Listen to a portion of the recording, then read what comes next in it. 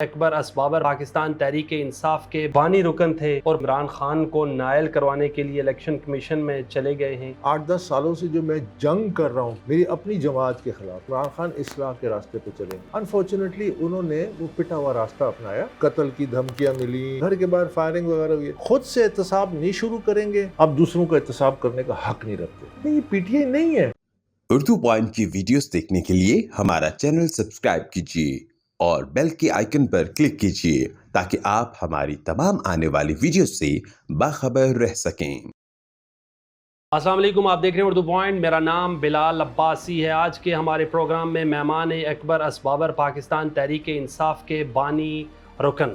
پاکستان تحریک انصاف کی اینٹیں رکھنے میں ان کا شمار ہوتا ہے۔ اکبر اسبابر صاحب، آپ بانی رکن تھے، عمران خان برسر اقتدار آئے، چھوڑ گئے اور آپ اب عمران خان کو نائل کروانے کے لیے الیکشن کمیشن میں چلے گئے ہیں۔ کیا وجہ ہے؟ کیوں اتنی دوریاں پیدا ہو گئی؟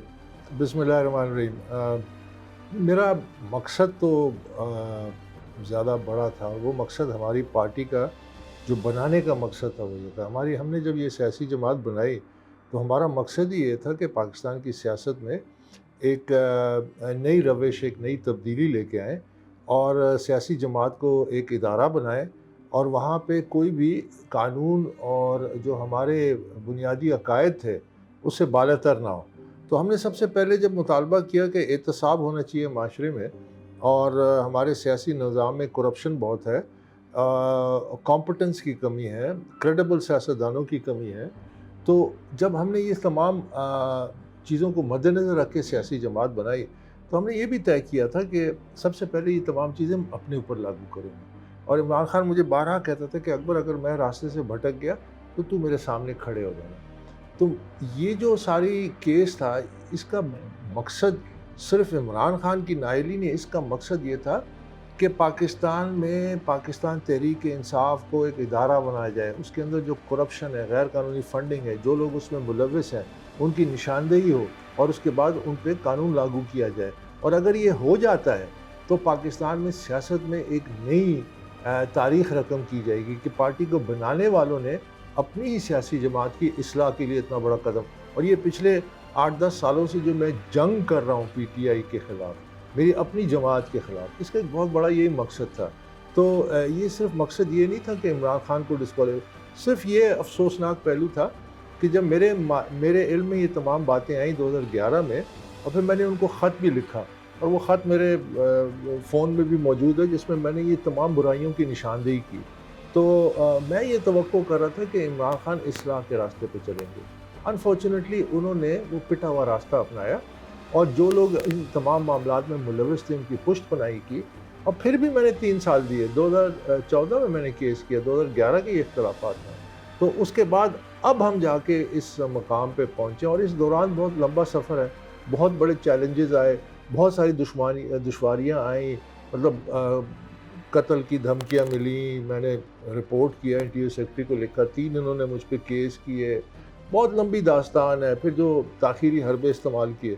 تو اس کا ایک بڑا مقصد دیکھیے، آج پاکستان کی سیاست میں اگر آپ دیکھیں تو ایک پریشر ہے کہ جی تمام سیاسی جماعتوں کے ساتھ بھی یہی کیا جائے، تمام سیاسی جماعتوں کو بھی اسی کٹہرے سے گزارا جائے۔ تو یہی تو میرا مقصد تھا۔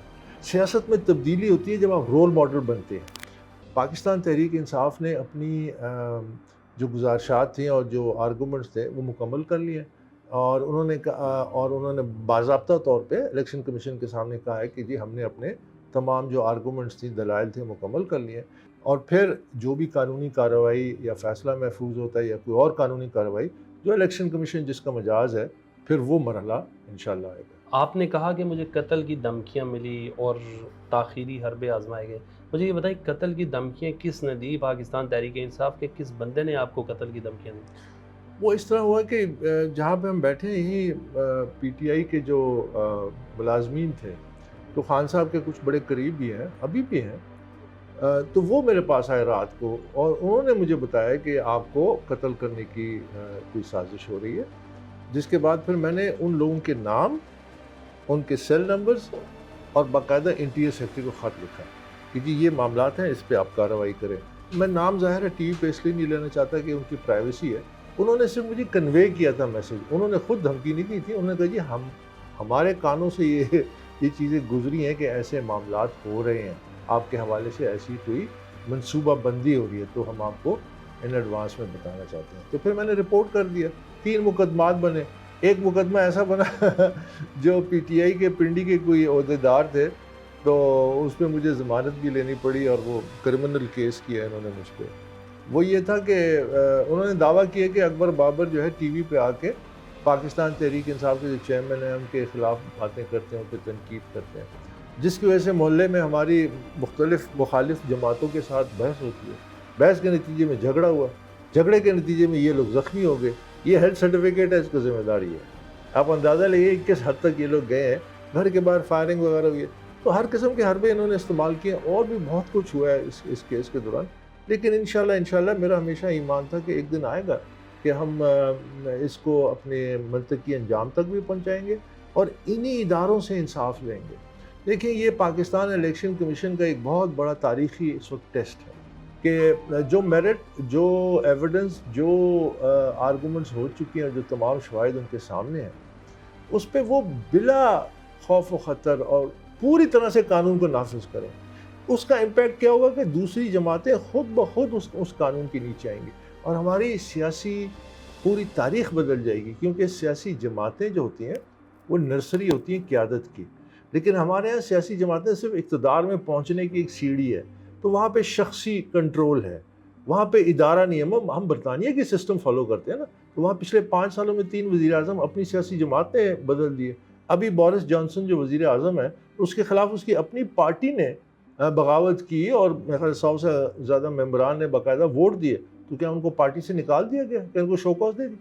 یہ جمہوریت، یہ چیزیں ہم نے نافذ کرنی ہے، ورنہ یہ جو آج ہماری معاشی تباہی ہے، جو ہم جس بدحالی کا شکار ہیں، اس کی وجہ یہ ہے کہ آپ کے سسٹم کے اندر کریڈیبلٹی، کمپٹنس وہ نہیں ہے، آپ میرٹ نہیں ہے، آپ کا جو سیاسی نظام ہے اس میں کمپٹنس، پاکستانی بہت کمپٹنٹ لوگ ہیں، دنیا میں پھیلے ہوئے ہیں، ہر قسم کی کمپٹنس، لیکن وہ اوپر آنے کا راستہ نہیں ہے۔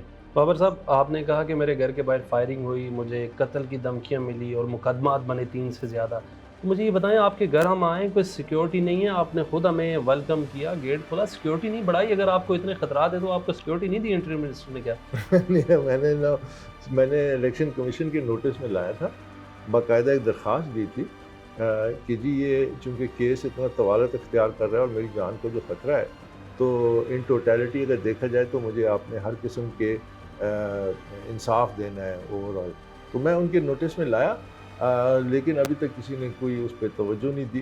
باقی اللہ کے توکل پہ، اللہ مالک ہے، یہاں تک آئے ہیں، انشاءاللہ آگے تک بھی جائیں گے اور کامیاب ہوں گے۔ اکبر بابر پاکستان تحریک انصاف کی بنیادی اینٹ رکھنے میں ان کا شمار تھا۔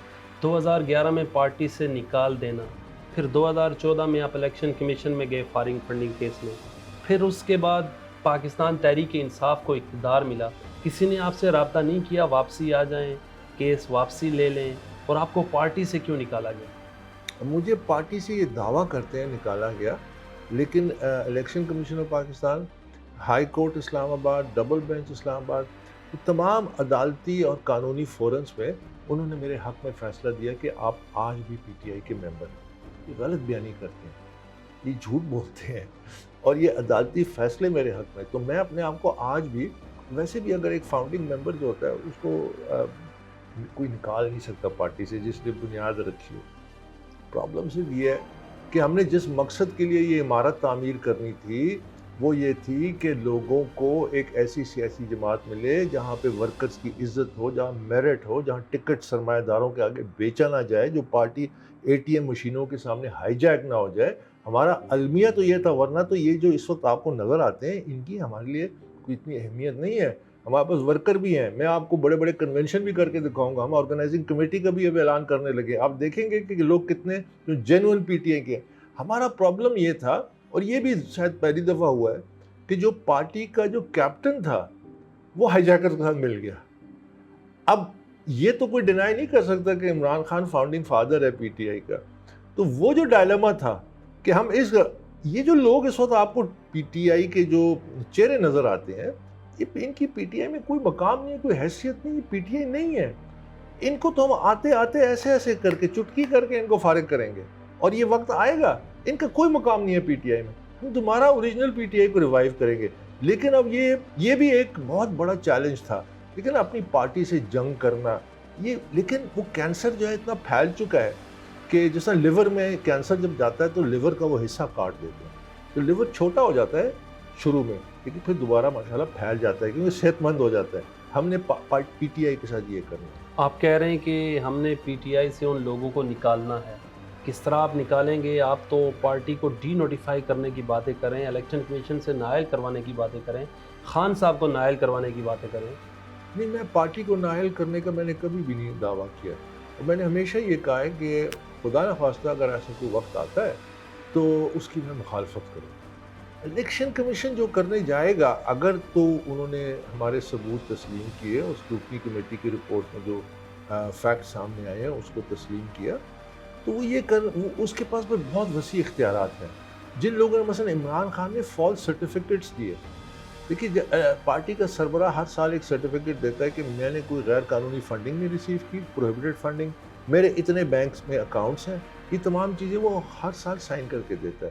وہ اس نے غلط بیانی کی الیکشن کمیشن سے.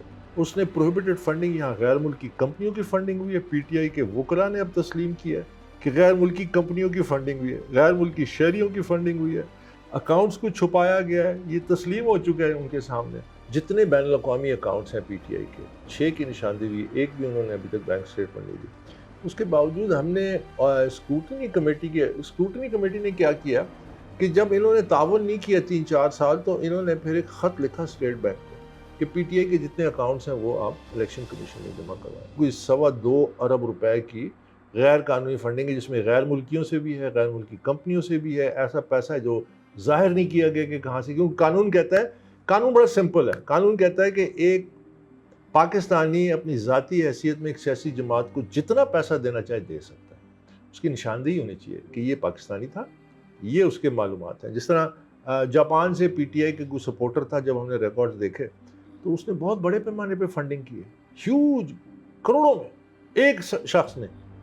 ہم نے نام تک اس کا نہیں لیا اور اس کو ظاہر بھی نہیں کیا. لیکن رومیٹا شیٹی, ایک انڈین نیشنل, اس کا نام پی ٹی آئی کے بینک اکاؤنٹ کے اندر آیا ہے کہ پیسہ آیا اس کے نام سے, اور اس کے شوہر کے نام اس کا لکھا ہوا ہے, اور وہ انڈین نیشنل ہے, تو ہم اس کا کیا کریں. اسی طرح جو امریکی کمپنی ہے, 349 کمپنیز آئیڈینٹیفائی ہوئی ہیں غیر ملکی جنہوں نے فنڈنگ کی. اس خط میں نے لکھا تھا کہ آپ کی پارٹی میں منی لانڈرنگ ہو رہی ہے, غیر قانونی کمپنیوں سے پیسہ آ رہا ہے, غیر ملکیوں. میں نے کہا your party will be put in legal jeopardy. لیکن وہ اس وقت آسمانوں پہ اڑ رہے تھے, اقتدار سامنے تھا, نظام ان کے ساتھ مل گیا تھا, تو انہوں نے اس طرف توجہ نہیں دی, اور دوران کیس بھی توجہ نہیں دی. لیکن یہ میں آپ کو بتا دوں کہ at the end of the day اس کا مقصد اصلاح ہے, اور انشاءاللہ اصلاح ہی ہوگا.